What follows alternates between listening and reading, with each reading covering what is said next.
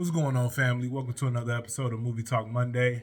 I'm going to kick today off with Lift. I feel like it's not getting the push that a normal Kevin Hart release would get. And I feel like that has a lot to do with Katt Williams. And what's crazy about this is Dave Chappelle has something to say about this at Improv. I guess he went to go see D. Ray Davis perform at the LA Improv. And he spoke on something about Katt Williams pushing or punching down on certain people or some of that nature, right? And honestly, I feel like Dave only said these things because he had a special released on Netflix the same day the Katt Williams interview dropped. So I'm pretty sure it cut into his dough. Another crazy thing is Lift is a Netflix original film.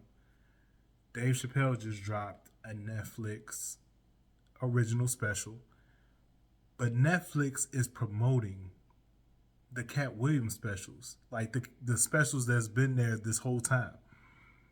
Of course, they're playing the algorithm game, but that's kind of slimy if you ask me. Like, you just dropped a special for Dave Chappelle, and you just dropped the original film by Kevin Hart. Why are we showing nothing but Katt Williams on Netflix right now?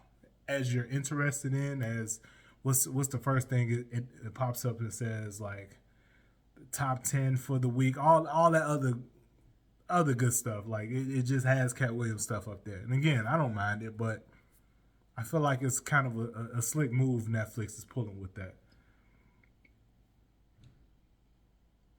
And again, with this is being a Kevin Hart film, like I haven't heard anything about it. We're at the end of January right now.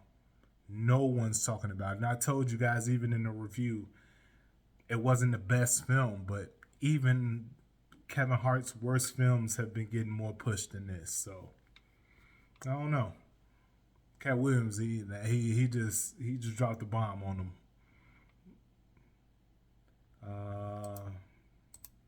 What's going on next? John David Washington. So, I talked to you guys about this last week. John David Washington was being looked at as the next Kang, but it seems like Comic Book Report has confirmed that Disney is in talks with John David Washington to become the next Kang. We kind of broke that last week, y'all. I mean, I don't know. I feel like I need some props there, you know? If only my channel was a little bit bigger. It's all good. It's all love, though. I appreciate it. But honestly, like I said last week, man, he's an incredible actor. He's an incredible guy. And honestly, I feel like he's a better actor than his father, and I feel like this is a great role for him. I don't like that they fired Jonathan Majors, but I get what it is. It's business. You got to do what you got to do. And they kind of doubled down on it last week, but I feel like this is a great move.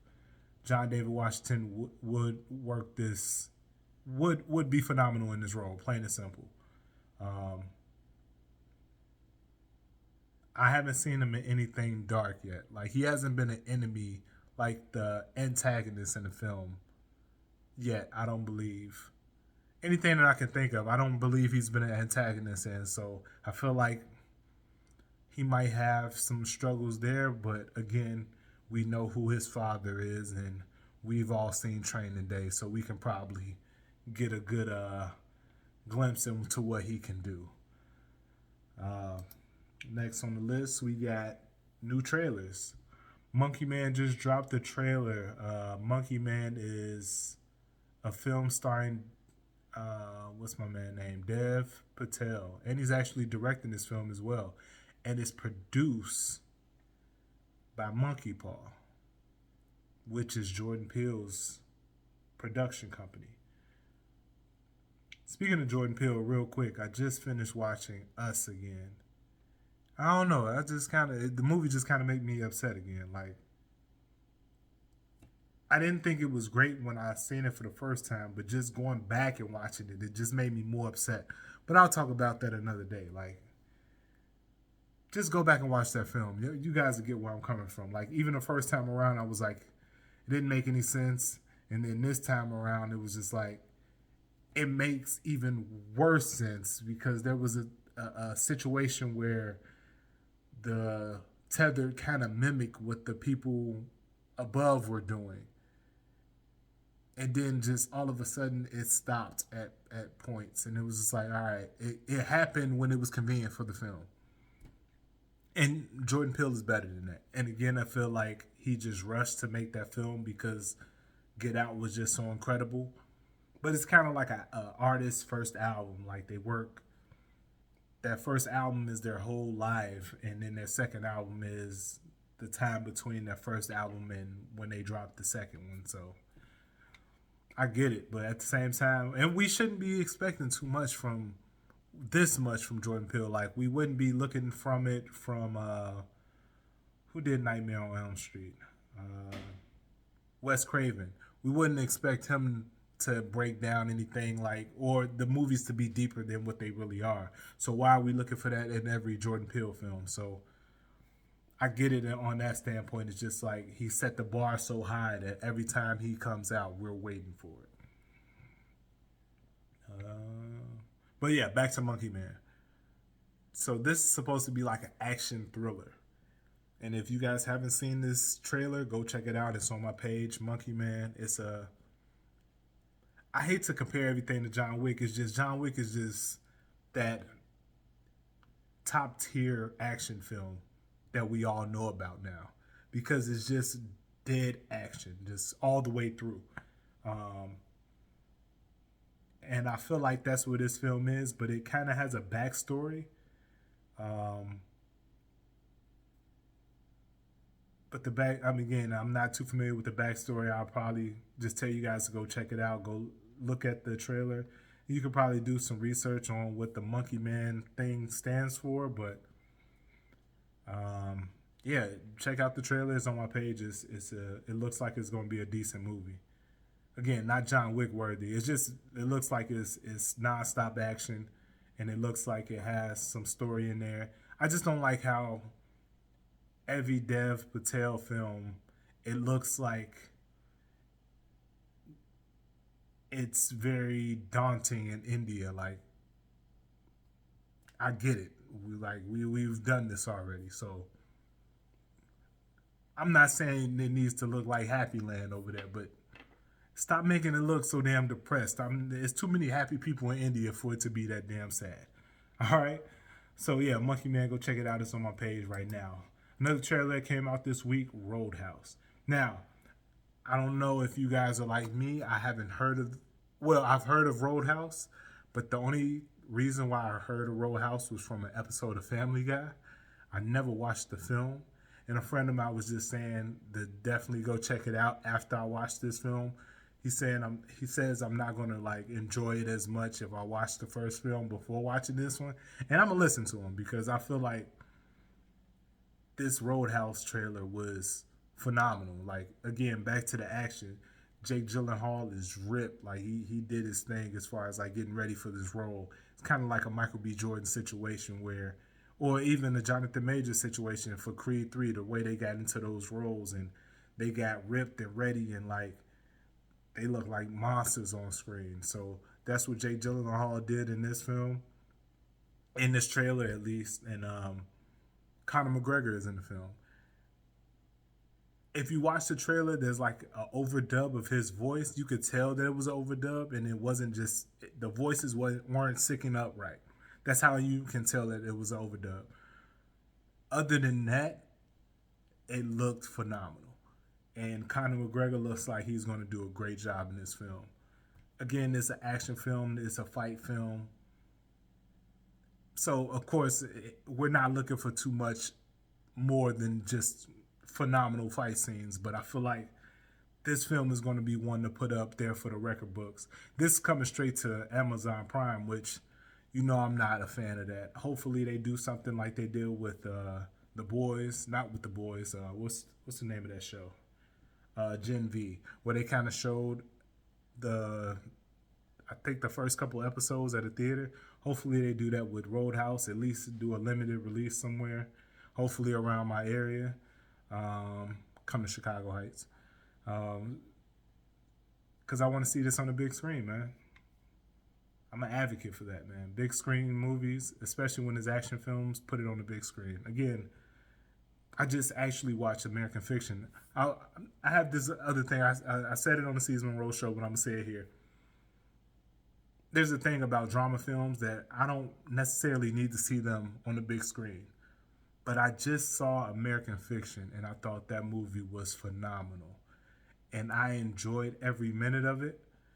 It wasn't like a packed theater. It was like 20 people in there, but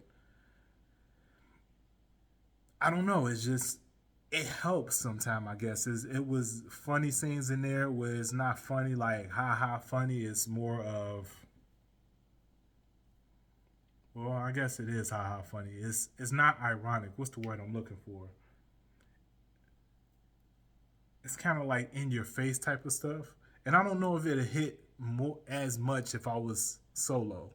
You get what I'm saying? So some drama films possibly need to be seen on the big screen. Like American Fiction, I feel like I enjoyed it a lot. So you guys should definitely go check that film out. But yeah, I hope Roadhouse is coming to the big screen, man. If we can have it at my theater, that'd be great. What's next on the docket, people? The Color Purple. So I've been looking around. A few things came to me on Facebook on why The Color Purple flopped. And I talked about this, I believe, was it last week? I want to say it was 2 weeks ago on Movie Talk Mondays.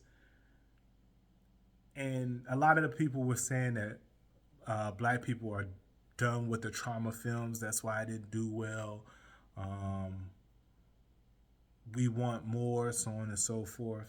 In all reality, that's the reason why I didn't like the movie and wanted to go see the movie. I seen it because I feel like I'm a movie critic, so I have to watch the film. But the reason why I didn't bring it up on the Seez Monroe show is just because it's one of those films that I don't feel anyone needs to go watch, and I don't feel that there's anything there as far as substance that's going to take you into another realm. Like when people go see movies, you want to forget about what's going on at home.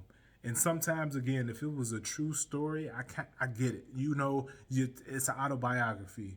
You want to see these films, and yeah, there was a hardship in this film. That's normally how it goes, right? Especially in a biography. The hardship is in the film, and then they get through it, and that's why we made this movie. And sometimes you don't get the from A to B so easily. So yeah, those hard parts it's hard to watch, or it's tough to watch these certain scenes or whatever, but it usually gets to a relief at the end, and like, oh my God, that was so beautiful. I'm so happy for this person, right? And The Color Purple is not that. It's just bad shit all the way through. There's nothing good about this film. There's nothing good that happens in this film. Not one moment. Now, they can say that at the end that the family came back together 30 years later, but how fucking depressing is that in all reality? So either way, that's why I didn't recommend this movie. That's why I didn't do a review on this movie, and that's why I don't like to watch movies like this, pretty much. But the question is, why did The Color Purple flop at the box office? And it's not because it's a trauma film, because unfortunately, we like trauma films. The reason why The Color Purple flopped at the box office is because it cost $100 million to make. $100 million to make for a movie that should have cost at the maximum, and I mean the maximum, $25 million. There's nothing in this movie that you look at this movie and it's like, yep, that was a good $100 million spent. At all. So that's why the movie flopped. It still made $62 million. And at a 25, the movie cost $25 million, after 20 some odd, well, I would say another $25 million for marketing, That would have put you at 50. So you would have needed about 75 to break even all the way. You would have been in good hands. But the fact that this movie cost $100 million to make, that's where the problem lies. So, no, folks, it's not because it was a trauma movie or people are tired of watching these trauma movies, because we're still making slave movies out here. And those slave movies are unfortunately doing great. So, yeah. That's pretty much it for this week, man. But hopefully, Warner Bros. Actually, not just Warner Bros. I feel like everybody needs to take a nice lesson from this. Like, just stop going all in. That's $100 million. Like, let's look at some of the Warner Bros. Movies that came out this year or the past in 2023.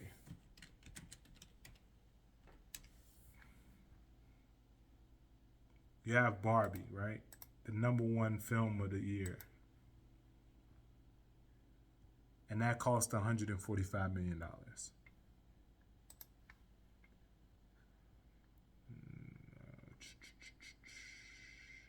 You know, I forgot that Oppenheimer is Universal.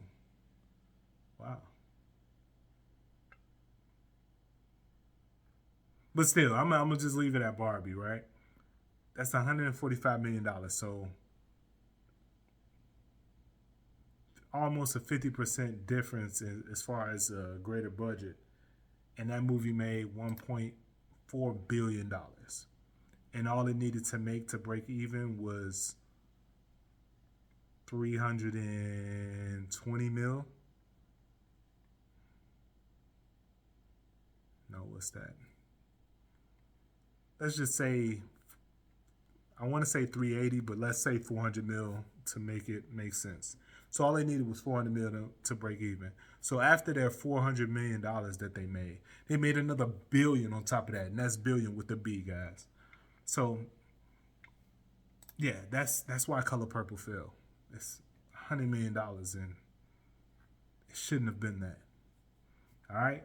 So I'm gonna see y'all this Thursday, man. We're gonna talk about what's coming out this week. Argyle, actually. So I'll see y'all Thursday. We're going to talk about Argyle, my thoughts on it. I'm going to be watching it this Wednesday. Hopefully it's good. I need some good action. I feel like it looks good. And hopefully it does well. My whole gripe with this film, it reminds me of Kingsman. And then Samuel L. Jackson's in it again. And it's like, I feel like Samuel L. Jackson, they're just like, hey, if we're going to sell a movie, we're going to put Samuel L. Jackson in it. And that's just pretty much how that goes.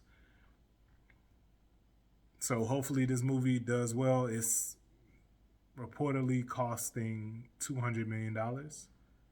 I don't believe that. I feel like I'll tell you guys Thursday for sure, but it says $200 million as far as the budget for Argyle. So is it going to make his money back? We'll see. If it's good, I feel like the word of mouth will get out there, and it would potentially make his money back. And if it's great, it would actually do more than make his money back. It will actually turn a profit. So fingers crossed. Hopefully it's great. All right. So I'll see you guys Thursday. We're going to talk about Argyle. All right. Thank you guys for tuning in. Don't forget to like, share, and hit that notification button. I feel like I'm forgetting something. Leave a comment down below on your thoughts of this Movie Talk Monday. I'll see you guys Thursday. Peace.